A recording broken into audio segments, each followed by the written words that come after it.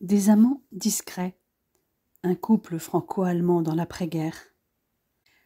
5e partie. Chagrin. Nous avons quitté les rives du lac de Constance le 1er août au matin et nous débarquons à Saint-Martin le 3 dans l'après-midi après avoir passé une nuit à Nancy. À notre arrivée, le comité d'accueil a la surprise de voir notre bambin marcher. Son anniversaire est le lendemain, mais c'est lui qui fait un beau cadeau à ses grands-parents et à son arrière-grand-mère. Le 4 août, nous fêtons son premier anniversaire comme il se doit, même s'il ne sait pas encore souffler sa bougie. Peu importe, Gabriel s'en charge pour lui. Aglaé et Albertine ont mis les petits plats dans les grands, et Hélène a mis une jolie robe rose à manches courtes au décolleté en forme de cœur en l'honneur de son fils. Mais c'est sur moi qu'elle fait le plus d'effet. Je la soupçonne d'une énième opération séduction. Opération réussie, car je suis incapable de la lâcher des yeux. De son côté, elle doit penser que c'est surtout son décolleté qui m'attire. Mais c'est elle, en entier. Une chose est certaine, en ce mois d'août, elle n'est toujours pas enceinte, puisque, comme dit Malena, les Anglais ont débarqué le 20 août, avec leur ponctualité habituelle. La première fois qu'elle avait utilisé cette expression, je l'avais regardée avec un air d'incompréhension qui l'avait fait rire. Elle avait dû être plus explicite et surtout m'éclairer sur l'origine de cette formule liée au débarquement des Anglais en France en 1815, alors que Bonaparte avait pris une dernière pâtée à Waterloo. Et allait l'occuper jusqu'en 1820. Et à cette époque, ils étaient habillés d'uniforme rouge. Bref, pas de signe de grossesse. En temps ordinaire, cela nous rassure. Mais là, nous voulons faire un bébé. Pourtant, nous ne nous sommes pas privés. Pour prendre le café du pauvre, autre expression chère à ma femme, quand elle s'amuse à tester mes connaissances en patois cauchois au Picard, puisque les Brayons parlent un mélange des deux. Eh bien, nous allons continuer. Je vois bien qu'elle est déçue, mais je la rassure. Rien n'est perdu. Bruno n'a qu'un nom. Pour ne rien arranger, le temps de ce mois d'août est pourri, perturbant les moissons. Je me demande quel temps ont Pierre et Lily, qui sont venus passer un dimanche à Saint-Martin avant de repartir avec la tante pour aller camper en Bretagne. Seul avantage, nous n'avons pas eu trop chaud, car le temps est plus automnal qu'estival. Et aussi un temps à se réchauffer sous la couette, ce dont j'abuse avec ma belle Léna. Nous devons attendre le 29 août pour voir le beau temps revenir. Et ce n'est que le dimanche 2 septembre que je peux emmener ma femme au bord de la mer, à Dieppe, en laissant Bruno à la garde d'Aglaé et d'Albertine. Après avoir planté le parasol et installé un plaid sur les galets, je me dépêche de me débarrasser de mon pantalon et de ma chemisette pour me mettre en maillot de bain. Je ne peux détacher mon regard d'Hélène, qui n'a pas encore enlevé son haut imprimé de petits cœurs bleus et son short marine. Elle prend tout son temps, et je sais qu'elle en fait exprès, car elle s'agenouille pour m'embrasser avant d'ôter ses vêtements. Je ne suis pas le seul à profiter du spectacle, car non loin, sur une serviette, un groupe d'étudiants regarde discrètement dans notre direction, les yeux cachés par des lunettes de soleil. Notre attente est récompensée quand elle apparaît dans un bikini à petits carreaux bleu ciel. Je ne saurais dire si c'est le bikini qui met en valeur son magnifique corps encore hâlé par le soleil d'Allemagne ou l'inverse. Mais ma femme est d'une beauté à couper le souffle et ne semble pas se rendre compte de l'effet qu'elle fait sur tous les mâles alentour. Tant mieux pour moi, d'autant qu'elle vient se lever contre moi. Je suis heureuse de profiter de ce jour de vacances à la plage seule avec toi, me déclare-t-elle. Moi aussi, Herzchen, répliquai-je en déposant un baiser dans son cou. Dans une quinzaine de jours, nous allons devoir préparer la rentrée scolaire. Mais nous sommes rodés maintenant. À ce sujet, je voudrais te parler d'un projet qui me trotte dans la tête. Je t'écoute, dit-elle en se redressant. Maintenant que j'ai ma licence et l'agrégation, je sais que j'ai toutes mes chances pour obtenir la nationalité française d'ici 2 ou 3 ans maximum. Tu sais que j'aime enseigner dans le lycée privé où j'exerce actuellement, mais à terme, j'aimerais enseigner à l'université. Comme ton grand-père, Oui, mais ici en France, pour être professeur titulaire d'une chaire, il faut être âgé de 30 ans au moins, ça sera le cas dans 3 ans pour moi. Il faut surtout avoir un doctorat et avoir enseigné pendant 2 ans au moins dans un établissement d'État. Et pour enseigner dans un établissement d'État, il te faut en principe la nationalité française, complète-t-elle. En effet, ce que je voulais te dire, c'est que j'aimerais m'inscrire en doctorat, mais je ne le ferai que si tu es d'accord, car ça signifie rester à Paris encore quelque temps. Hélène prend une de mes mains dans les siennes, et je me noie dans ses yeux d'ambre. Je survis déjà depuis 2 ans dans cette ville, me lance-t-elle moqueuse. Alors un peu plus, un peu moins. Et tu sais très bien que ce qui m'importe, c'est d'être avec toi. Mais dis-moi en plus sur ce doctorat. Je lui explique donc que je devrais soutenir 2 thèses sur 2 matières distinctes pour pouvoir espérer une chaire de langue et de littérature allemande. Les thèses manuscrites sont à remettre au doyen, qui les fait examiner par le professeur chargé de l'enseignement auquel chaque thèse se rapporte et qui donne son avis sur l'admissibilité de la thèse. Ensuite, les 2 thèses sont soutenues en français, publiquement, pendant au moins 2 heures, face à la faculté entière. Un exemplaire de chaque thèse doit être remis à chaque professeur 10 jours au moins avant la soutenance, et 10 exemplaires doivent être déposés au secrétariat de la faculté. Hélène m'écoute attentivement, ses doigts entrelacés avec les miens. « Eh bien, Wilhelm Lorenz, tu vas devoir continuer à bosser. De combien de temps disposes-tu pour réaliser ton ambition ? Il faut au minimum 3 ans pour écrire une thèse, le plus souvent 4. D'ici là, tu seras français, mon amour, conclut-elle. Il n'y a plus qu'à. Elle pose son front sur le mien et effleure mon nez avec le sien. Je t'aime, mein Liebling. Je ne peux que serrer son corps mince contre le mien. Moi aussi, je t'aime, Herzchen. Et, quoi qu'il arrive, c'est notre couple qui est le plus important. Je préfère abréger notre étreinte, car je sais comment mon corps va réagir. Aussi, je me lève et lui tends la main. Et si on se jetait à l'eau? J'espère qu'elle n'est pas trop fraîche avec le temps de ces derniers jours. Qui ne risque rien à rien, me lance-t-elle d'un air de défi. Moi, je trouve que le plus compliqué, c'est de marcher sur les galets pieds nus. La température de l'eau est moins élevée que celle du Bodensee, mais nous nous lançons tout de même, progressivement. Finalement, une fois immergés, nous nous y habituons. Nous chahutons et jouons tous les 2 dans les vagues, plongeant sous les plus grosses en nous tenant la main.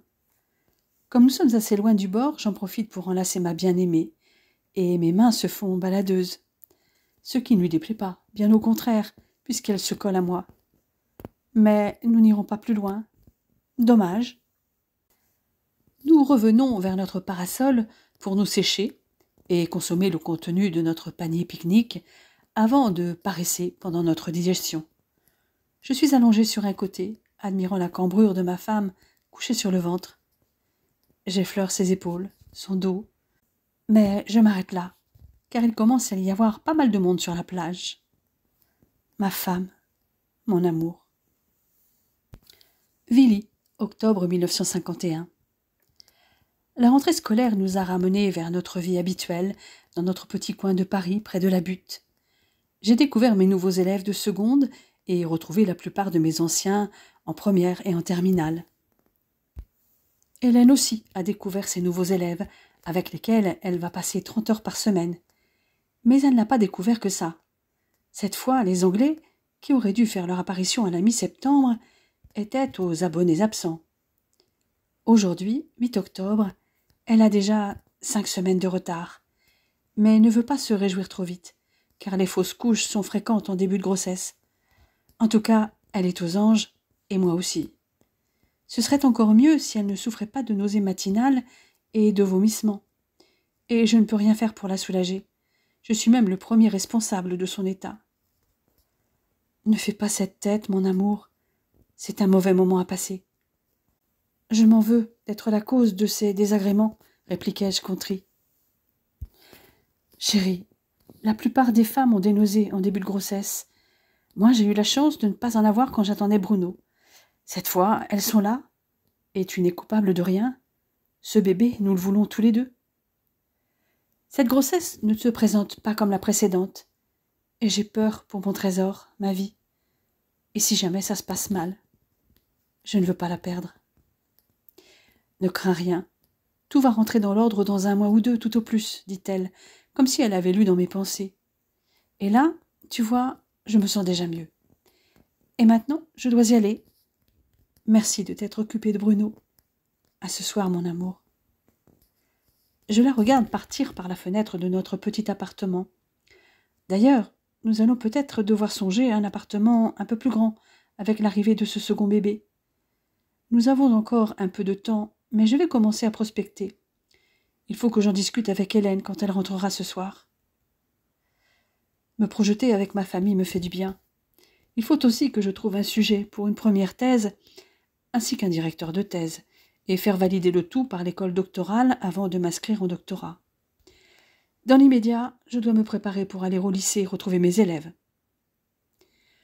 Le soir même, après le coucher de notre fils, lors de notre dîner en tête-à-tête, je parle de la nécessité de trouver un logement plus grand pour notre famille. Complètement d'accord, s'exclame-t-elle entre 2 bouchées. Mais j'aimerais que cela reste dans la zone où nous sommes actuellement, si possible. Pas trop loin pour toi et moi de nos établissements respectifs. Inutile de nous précipiter, même si nous ne trouvons qu'après la naissance du bébé, peu importe. Nous chercherons tous les 2, Herzchen. Je veux que tu te sentes bien là où nous vivrons. Tu es exceptionnel, mon amour, dit-elle en se levant pour aller chercher notre dessert. Je ne connais pas beaucoup de maris qui demandent l'avis de leur femme pour prendre des décisions dans notre société patriarcale. Je sais, je suis unique, rétorquai-je pour la taquiner. Je l'attrape au passage. Elle a juste le temps de poser ce qu'elle tient dans les mains sur la table avant que je l'attire sur mes genoux. Elle s'accroche à moi et niche sa tête dans mon cou. Mon unique amour, murmure-t-elle. Ses lèvres cherchent les miennes et nos bouches s'unissent en un ardent baiser. Le dessert attendra. J'emporte ma belle avec moi dans notre chambre. Aucun de nous ne résiste au désir qui envahit chacune de nos cellules.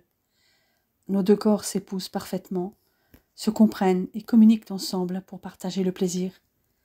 Chacun de nous vit l'instant présent, et concentré sur ce but. Je suis autant à l'écoute de mes sensations que connecté à ce que ressent Malena. Chaque moment avec elle est précieux.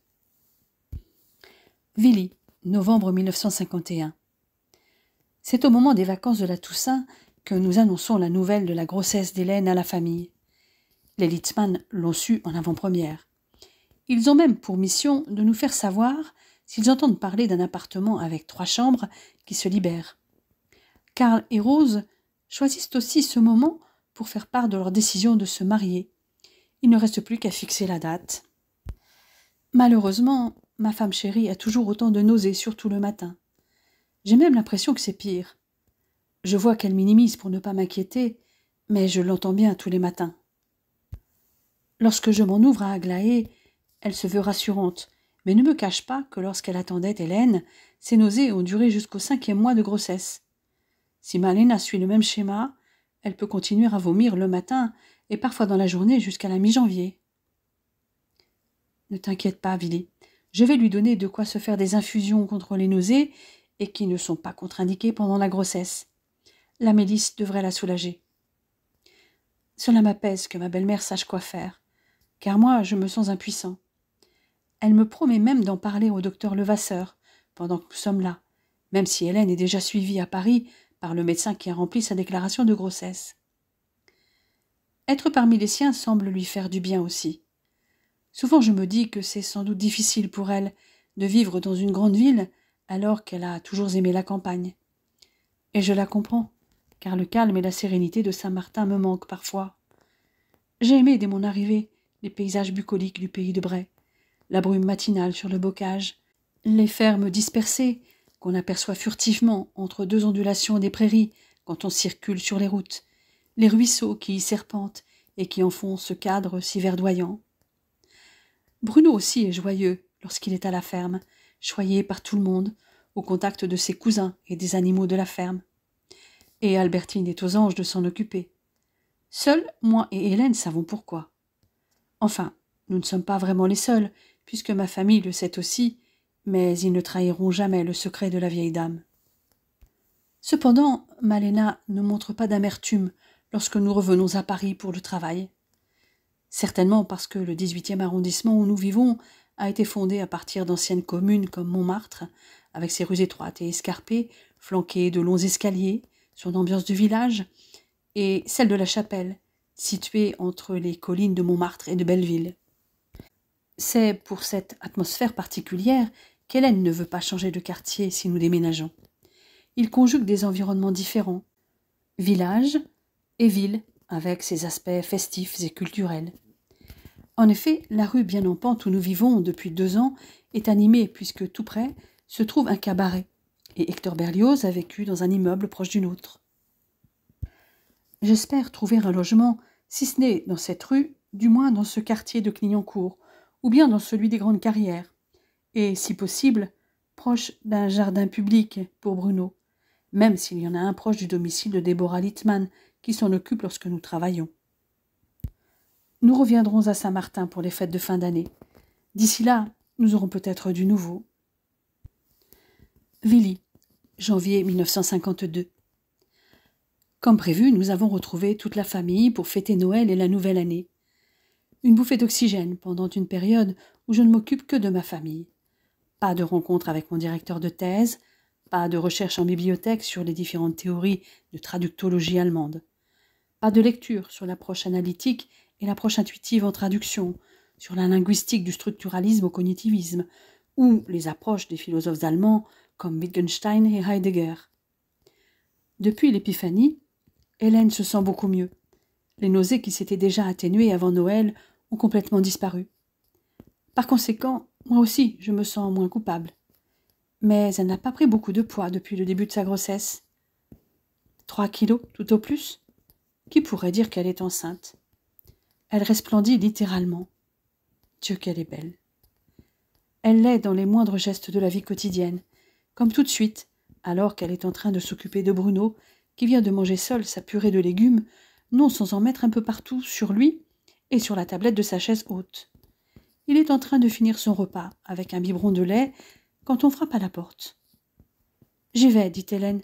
Tu surveilles Bruno, s'il te plaît ?» Devant la porte qui vient de s'ouvrir se trouve une jeune femme brune que j'ai déjà croisée dans la cour. Je ne suis pas très éloignée et j'entends clairement leur échange. « Bonsoir, Madame Lawrence. Je suis Janine Chartier, votre nouvelle voisine. Veuillez m'excuser de vous déranger à cette heure. »« Bonsoir, mademoiselle. Que puis-je pour vous ?»« Eh bien, mon évier est bouché.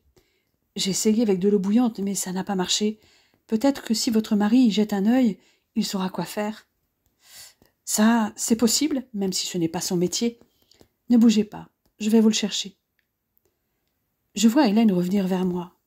« J'ai entendu, chérie, » chuchotai-je.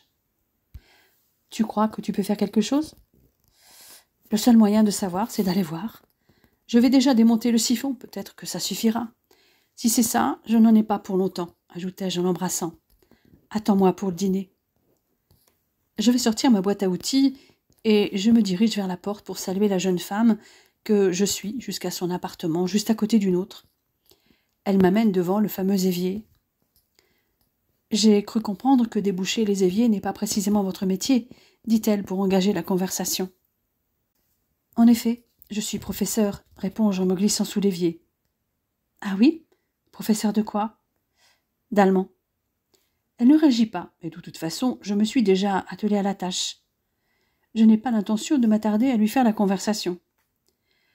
Vous pouvez me passer un seau ou une cuvette, s'il vous plaît? Ajoutai-je après quelques secondes. Elle se dépêche et revient avec une cuvette émaillée. Avec une clé, je desserre le siphon et le dévisse ensuite manuellement. Son contenu, ainsi que celui de l'évier, se déverse dans la cuvette que m'a remise la voisine. Un mélange d'eau sale, de débris alimentaires et de graisse. Voilà vraisemblablement ce qui faisait obstruction. Vous avez encore de l'eau bouillante? Elle a dû refroidir, mais je vais la remettre à chauffer. Je passe le siphon sous l'eau pour le nettoyer et le remonte en attendant que l'eau bouille de nouveau. L'eau a l'air de s'évacuer normalement, mais je préfère assurer en versant de l'eau bouillante afin de dissoudre d'éventuelles graisses résiduelles. La jeune femme a enlevé la cuvette pour aller la vider à l'extérieur. Lorsqu'elle revient, j'ai déjà versé l'eau bouillante. Je n'ai qu'une hâte, rentrer chez moi. Plus vite le travail est fait, plus vite j'y serai. Je crois que votre problème est résolu, mademoiselle Chartier. Merci beaucoup, monsieur Lawrence. Vous m'avez ôté une sacrée épine du pied. Mais appelez-moi Janine. Après tout, nous sommes voisins et nous allons nous croiser fréquemment. C'est plus que probable, en effet, rétorquai-je. Cette jeune femme, assez jolie, minaude outrageusement. Mais je ne suis pas dupe. Si jolie soit-elle, elle n'a aucune chance d'arriver à ses fins, quels que soient les artifices qu'elle utilise. Je vous offre un verre pour l'occasion, monsieur Lawrence. Mais au fait, quel est votre prénom demande-t-elle en se rapprochant presque à me toucher. Wilhelm, mais tout le monde m'appelle Willy. Oh, je vois. Vous enseignez l'allemand, mais vous êtes aussi allemand. En effet, répliquai-je laconiquement. Mais pour le verre, je vais devoir décliner. Hélène, ma femme, m'attend pour dîner. Je vous souhaite une bonne soirée, Janine. Ni une ni deux, je prends ma boîte à outils et je m'éclipse, pressé de serrer ma femme entre mes bras et d'échapper à cette fille dont je n'apprécie pas les manières. Alors, cet évier, me demande-t-elle. Débouché. Douterais-tu de mes compétences de plombier, Herzchen? Que nenni, mon amour. Je sais que tu es très doué pour un tas de choses. C'est pour cela que je t'ai épousée d'ailleurs, précise-t-elle moqueuse. Enfin, je peux profiter de ma soirée avec Malena, qui a déjà couché notre petit garçon. Je me hâte pour aller l'embrasser. Heureusement, il ne dort pas encore. Mais ça ne va pas tarder. Lorsque nous nous retrouvons au lit tous les deux ce soir-là, Hélène pousse soudain un petit cri et attrape ma main pour la poser sur son ventre à peine gonflé. « Tu sens le bébé » s'enquiert-elle excitée. « Pour l'instant, je ne sens rien. Attends un peu, ça va recommencer. » Au bout de 2 ou 3 minutes, je sens comme un léger coup de poing ou de pied. Je ne saurais dire. Je me rappelle ce même genre de moment lorsqu'Hélène attendait Bruno. Celui-ci est tout aussi magique. Oui, ça y est, je le sens. Je me glisse au plus près de la zone où j'ai perçu les mouvements de mon bébé. Je dépose un baiser sur le ventre de sa maman et je lui parle. Hélène me regarde faire en souriant. Il semblerait que notre bébé réagisse à ma voix. « As-tu réfléchi à des prénoms ?» demandai-je. « J'y ai déjà pensé. Il y a plusieurs prénoms que j'aime bien. Mais toi, tu as examiné la question ?»« Comme toi. Certains prénoms me plaisent plus que d'autres, mais je n'ai pas vraiment fait de choix. Quels sont ceux que tu aimes bien ?» Elle me précise qu'elle veut un prénom qui soit le même en français et en allemand, comme ça avait été le cas avec Bruno. Elle m'en cite 4. Christian, Hugo, Joachim ou Thomas. Et pour une fille, Agnès, Clara, Martha ou Sibylle. Pas mal, mais il semblerait que ce soit plus difficile de trouver un prénom autant français qu'allemand pour une fille, d'après ce que j'entends. Mais j'aime bien tes choix. Je demande toutefois un délai pour trouver éventuellement d'autres idées. Willy, 6 mars 1952. Depuis qu'Hélène est enceinte, nous sortons un peu moins. Mais à partir de la fin janvier, nous nous sommes autorisés quelques sorties au restaurant ou au cinéma, voire les deux, le plus souvent avec Lily et Pierre, pendant que leur mère gardait Bruno. Mi-février, nous sommes allés chez Patachou, un cabaret à 2 pas de chez nous. La propriétaire a une jolie voix et a déjà enregistré des disques. Le soir où nous nous y sommes rendus, il y avait un nouveau chanteur en plus de Patachou, Georges Brassens. C'est un jeune auteur-compositeur qui s'accompagne à la guitare et ses textes sont très soignés et poétiques. Cependant, depuis le début mars, il y a quelque chose de changé chez Hélène. Elle se renferme, élude quand je lui pose des questions. J'ai l'impression qu'elle me fuit. Cela fait presque une semaine qu'elle ne réagit pas à mes caresses. Elle ne se refuse pas, mais elle semble inerte. Je ne comprends pas. Ai-je fait quelque chose sans m'en rendre compte? Ce jeudi 6 mars, alors que je rentre de la Sorbonne, je retrouve Hélène les yeux bouffis. Elle a préparé une valise. « Que se passe-t-il, Herzchen? Il est arrivé quelque chose ?» la questionnai-je inquiet. « Où est Bruno ?»« Il est chez Déborah, » me répond-elle d'une voix tremblante. « Ma chérie, dis-moi ce qui se passe. »« Ce qui se passe, Willy, c'est que tu me trompes depuis je ne sais combien de temps. » Sa voix a tremblé en prononçant ces paroles. Abasourdie, je ne sais quoi répondre. « Tu ne dis rien, » s'écrie-t-elle en fondant en larmes. « Tu ne n'y m'aimes pas. » « Mais, Léna, qu'est-ce que c'est que cette histoire ? » ?»« Je ne te trompe pas. Je ne l'ai jamais fait, je ne le ferai jamais. Et tu sais très bien pourquoi. Tais-toi, ne mens pas. Tiens, regarde. Quelqu'un de bien intentionné m'en informe, avec force détail, anonymement bien sûr. » Elle me met sous le nez une feuille à moitié chiffonnée. Effarée, j'y lis que je trompe ma femme, avec la voisine, dont j'ai d'ailleurs une photo assez dénudée dans mon portefeuille, et que j'ai aussi la clé de son appartement, où se déroulent nos ébats. Je sens une sueur froide inonder mon front. Mes mains tremblent au contact de cet infâme torchon. « Léna, tout ça n'est qu'un tissu de mensonge. Et la fois où je l'ai vu dans tes bras près de notre entrée, il y a à peine une semaine, tu vas me dire que je l'ai rêvé. » Je suis estomaquée. Je n'ai jamais pris cette fille dans mes bras. Soudain, ça me revient. Hélène doit parler de ce jour où j'ai rattrapé Janine qui avait raté une marche. Mais rien de plus, ce que je tente vainement d'expliquer à Hélène. Je vois bien qu'elle ne me croit pas, et je comprends enfin la cause de son récent changement d'attitude. Et la photo dans ton portefeuille, la clé ? Innocent, je ne vois aucun inconvénient à sortir mon portefeuille et ouvrir mon cartable, même si je me sens blessée au plus profond de moi. Sidérée, je vois Hélène me brandir sous le nez successivement une photo qu'elle a trouvée dans une poche de mon portefeuille et une clé dont j'ignorais la présence dans mon cartable. Je m'écroule sur une chaise. Je vis un cauchemar. Près de moi, Hélène sanglote, désespérée. Je ne le suis pas moins. Je me sens oppressée, incapable de réagir, à part dire que je ne comprends pas comment cette photo et cette clé sont arrivées là. Je t'en supplie, Léna, tu dois me croire. Il ne s'est jamais rien passé entre moi et cette fille. Je t'aime, je n'aime que toi. Comment puis-je te croire, Philippe ? Je t'aime plus que tout, et toi, tu me trahis. Je t'aime encore malgré ça, mais j'ai si mal. J'ai besoin de réfléchir. Je ne sais pas si je pourrais te pardonner. Je suis effondrée.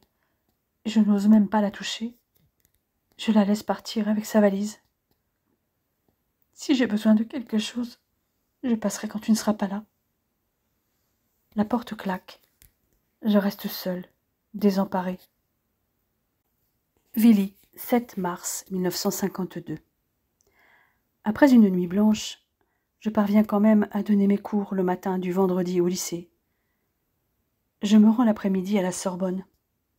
C'est complètement hagard que je croise Pierre en sortant de la bibliothèque. « Bonjour Pierre. Tu ne me répondras peut-être pas, mais est-ce qu'Hélène est chez vous ? En effet, j'ai même plutôt envie de te casser ta belle gueule. Elle y est, Villy, avec Bruno. Mais ne cherche pas à la voir pour l'instant. Comment va-t-elle ? Mal, comme tu peux te l'imaginer, après avoir découvert ce que tu as fait. Je baisse la tête comme un coupable, tellement je suis accablée. Pierre, tu n'es pas obligé de me croire, mais je n'ai pas trompé Hélène. Je suis au bord des larmes, prêt à m'effondrer. La femme que j'aime m'a quittée. Dieu sait si ce ne sera pas définitif, et c'est insupportable. J'ai besoin d'elle. Je ne comprends rien à tout ce que raconte cette lettre qu'elle a reçue. Je ne sais pas comment cette photo est arrivée dans mon portefeuille, ni comment la clé, qui est soi-disant celle de ma voisine, est arrivée dans mon cartable. « Tu me prends pour un con. Elles n'y sont pas venues toutes seules, s'exclame-t-il, énervé. Je t'assure que je n'ai rien fait avec cette voisine, à part déboucher son évier un soir et à la demande d'Hélène. Ça ne m'a pas demandé plus d'un quart d'heure. Ensuite, je n'ai fait que la croiser. C'est bonjour, bonsoir, rien d'autre. Tu sais combien j'aime Hélène. Je l'aime à en crever, Pierre.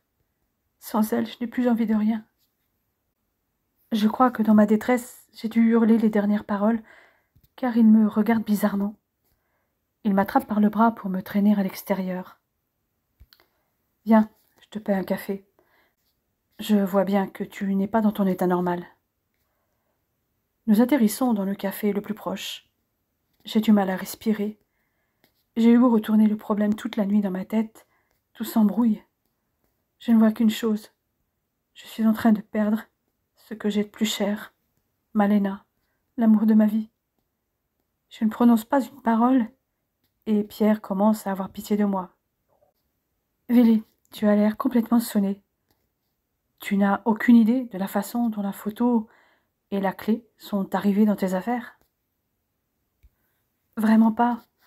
Je fais toujours attention à mon portefeuille. »« Tu ne l'as jamais oublié ou laissé tomber même un bref instant ? Réfléchis, prends ton temps. » Je fouille dans ma mémoire. Le manque de sommeil ne m'aide pas, et le café ne suffit pas à éclaircir mes idées, qui sont fixées sur une seule personne, Hélène. Il y a bien ce jour où j'ai acheté mon journal au kiosque, comme d'habitude. Je n'avais plus de monnaie. Alors j'ai sorti mon portefeuille pour prendre un billet. Au moment où j'allais le ranger dans ma poche, un gamin qui courait m'a bousculé, et le portefeuille m'a échappé. C'est le gamin qui l'a ramassé et me l'a rendu.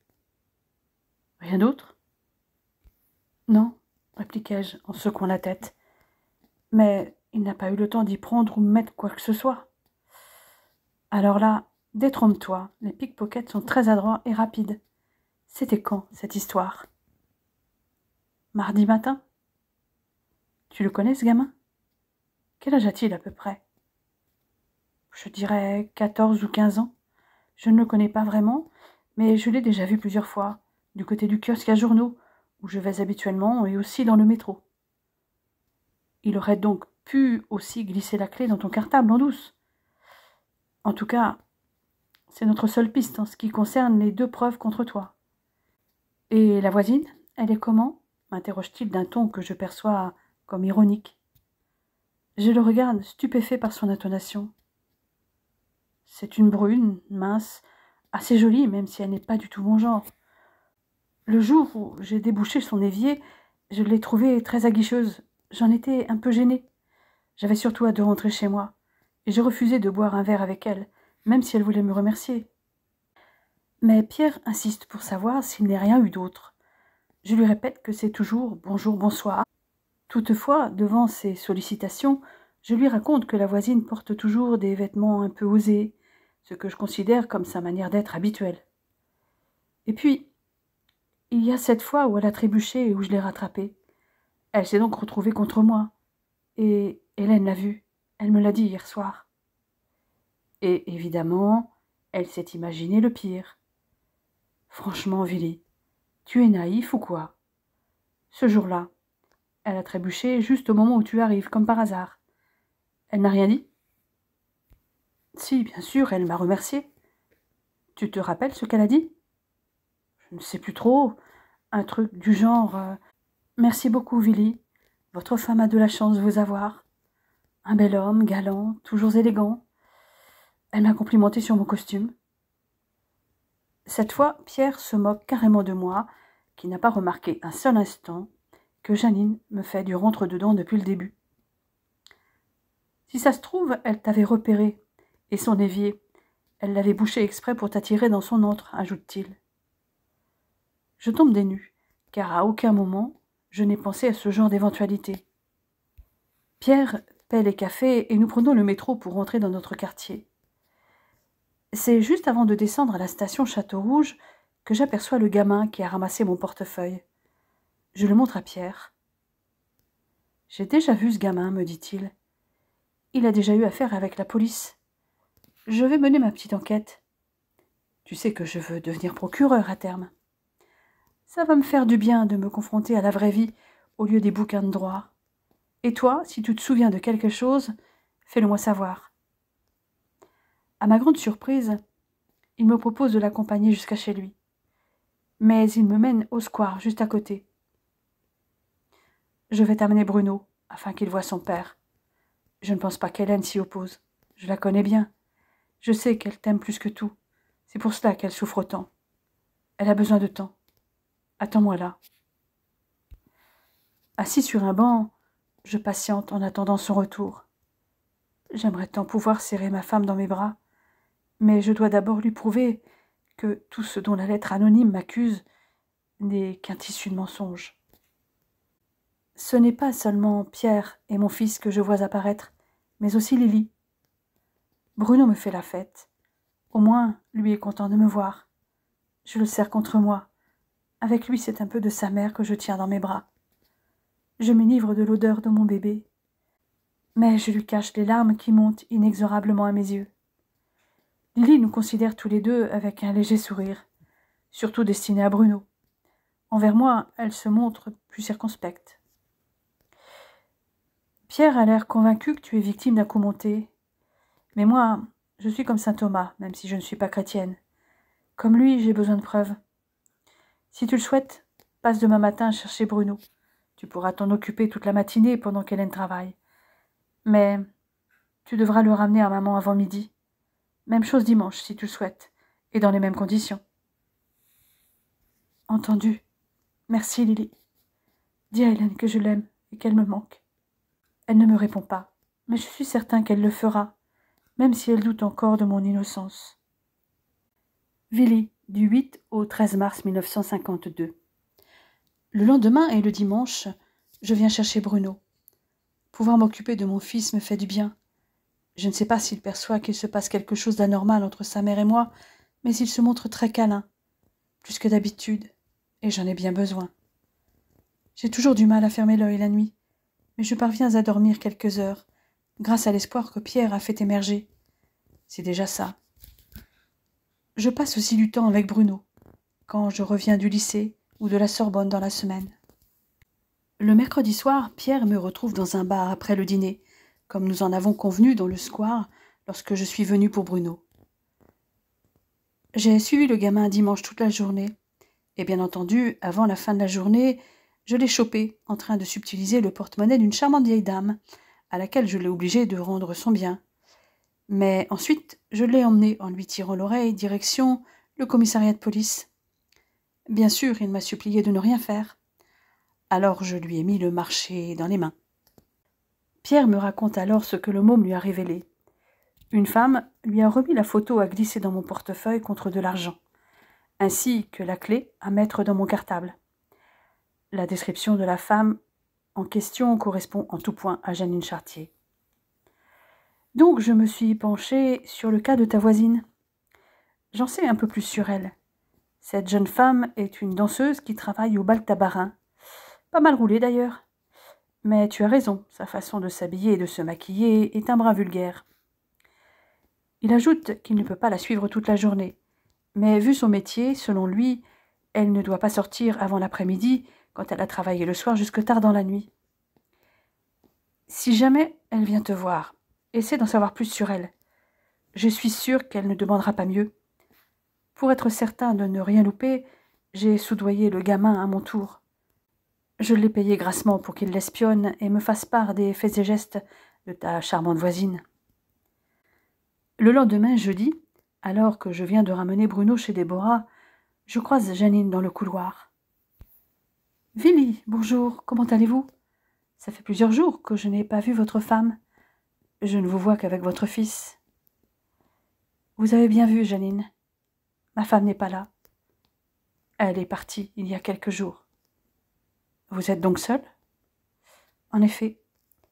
Cette fois, vous allez peut-être accepter le verre que je vous ai proposé il y a quelque temps. Me souvenant de ce que m'a demandé Pierre, je décide d'entrer dans son jeu, dans une certaine mesure. Ce serait bien volontiers, mais je n'ai pas encore déjeuné, et je dois être plus tard à 15h à la Sorbonne. Eh bien, si vous voulez, je vous invite à déjeuner. J'en ai assez pour deux. J'accepte donc l'invitation. Je n'aurai peut-être pas une autre occasion d'en savoir plus. Et d'ailleurs, je n'en ai pas envie. Tout ce que je souhaite, c'est retrouver ma femme. Et dans ce but, Pierre et moi avons besoin d'informations. En attendant, elle répond à mes questions, apparemment ravie que je m'intéresse à elle. Je connais déjà certaines réponses, mais elle me renseigne aussi sur ses horaires et certaines de ses habitudes. Elle essaie aussi de me frôler chaque fois qu'elle le peut, mais n'insiste pas devant mon absence de réaction. Au moment de mon départ, elle s'enhardit à déposer un baiser sur ma joue. Bien entendu, dès que je revois Pierre, je lui relate ce que j'ai appris le soir même. Merci, cela va m'aider. Et je pense que nous ne serons pas trop deux. Lily va me seconder. J'ignore son plan, mais clairement, il a quelque chose de précis en tête. Lily, mi-mars 1952. Depuis plus d'une semaine, Hélène vit chez nous avec Bruno. Elle fait peine à voir, pâle, les yeux ternés de bleu. Pourtant, elle est toujours aussi belle. Elle parvient à faire illusion dans la journée auprès des enfants et des autres collègues.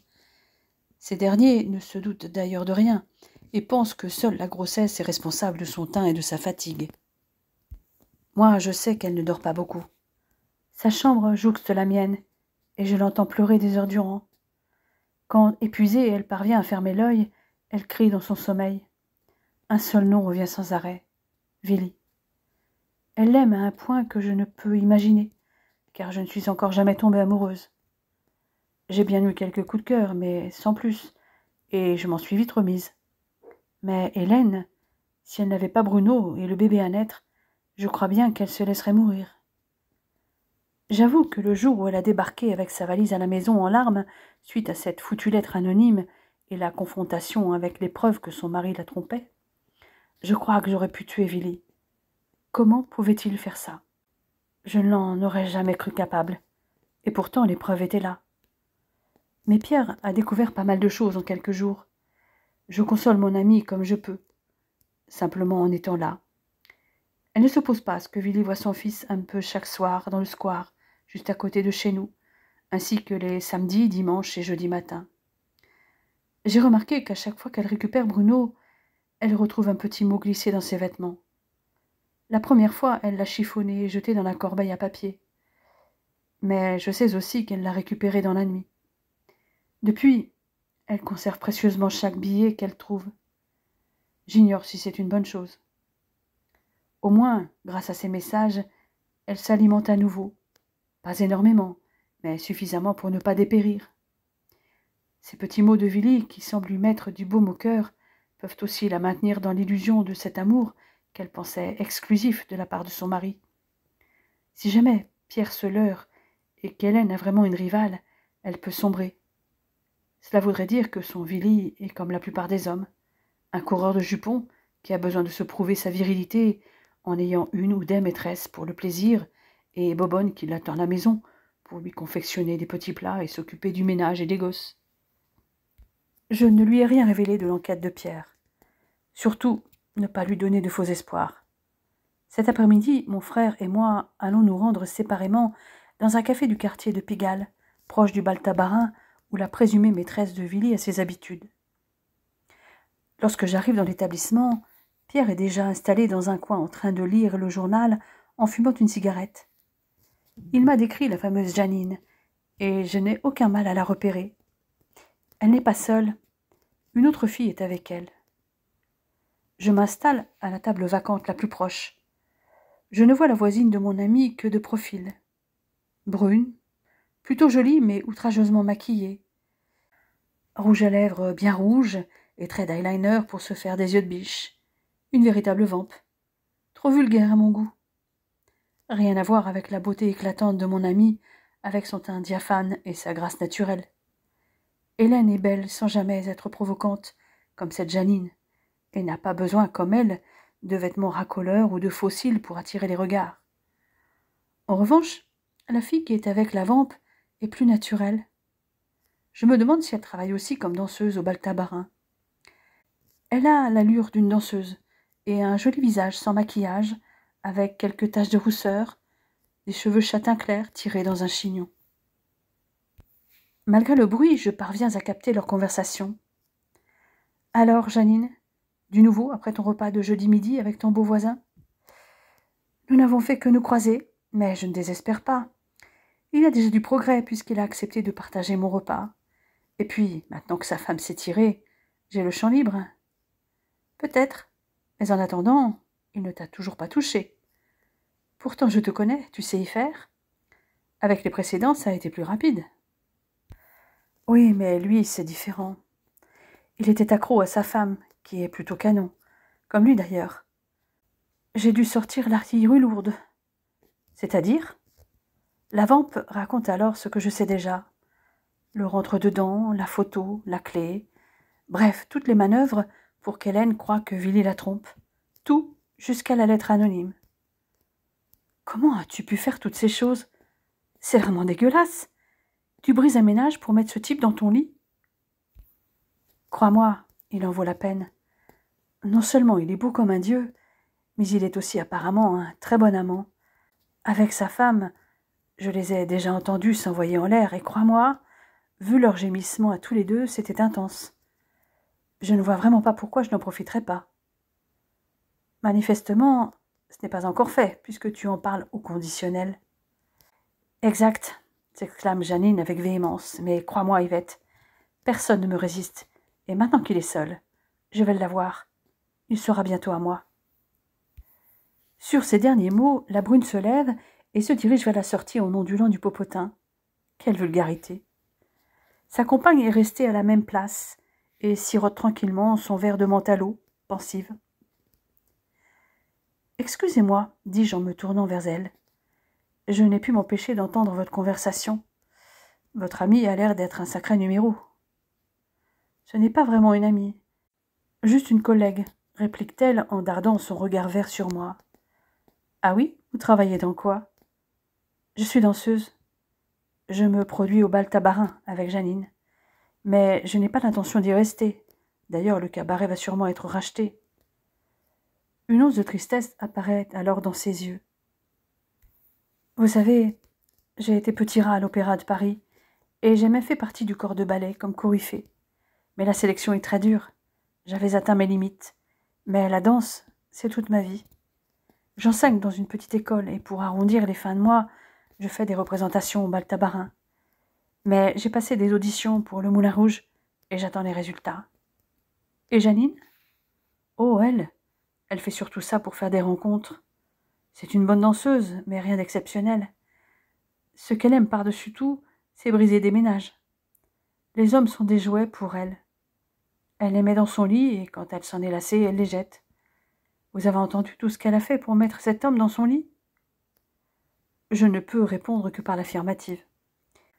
Yvette me relate alors les liaisons de Jeannine, les dernières en date étant un bijoutier installé rue de Clignancourt et un notaire, dont l'étude est située dans la rue Biot, pas loin de la place Clichy.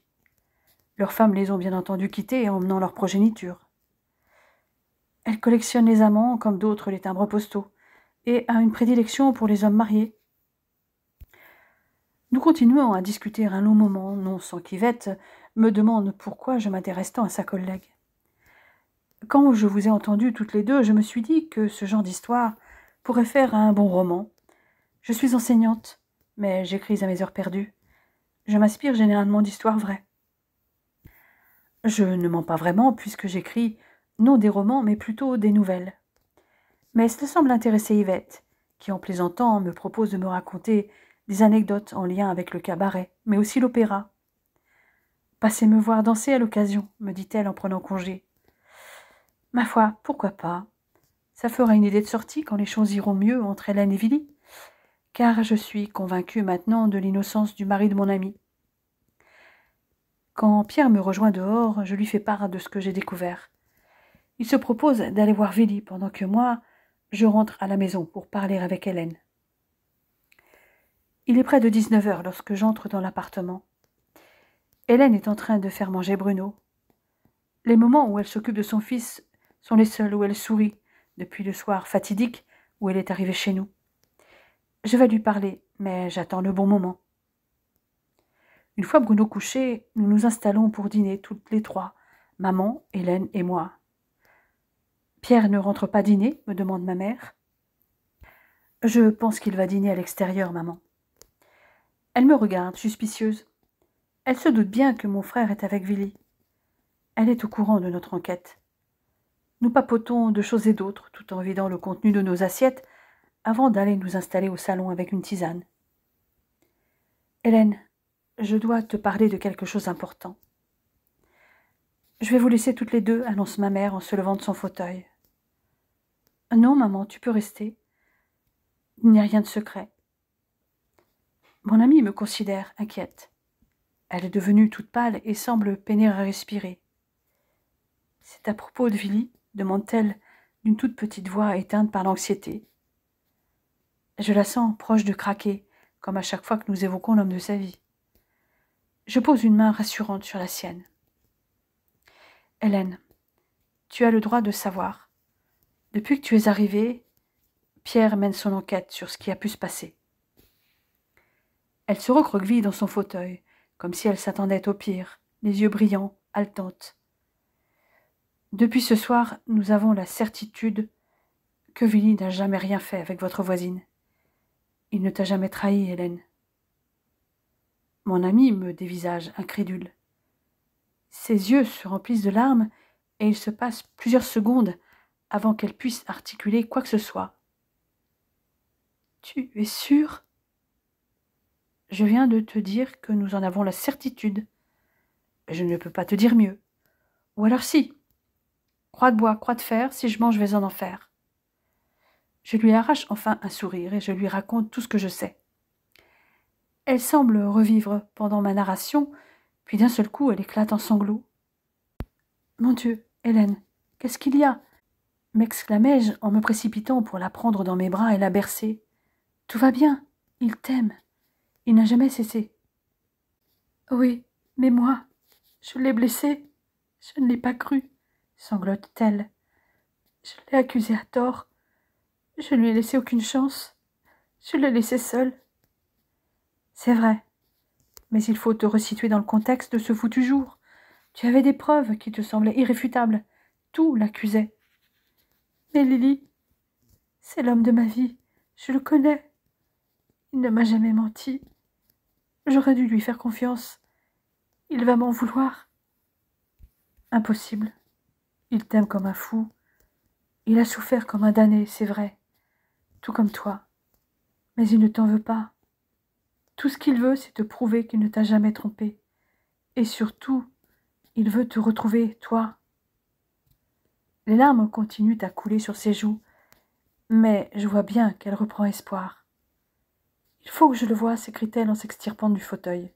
« Tout doux, ma belle, tu restes ici. Je parie un contre cent que ton Willy va débarquer ici avant la fin de la soirée. » À dire vrai, je n'en sais fichtre rien, mais je l'espère. Je ne vois pas comment il pourrait en être autrement. Il est fou amoureux, et il en est séparé depuis plusieurs jours, l'inondant de petits billets que j'imagine enflammés. Si j'étais un homme éperdument épris, je me précipiterais illico auprès d'elle, dès que la vérité est découverte.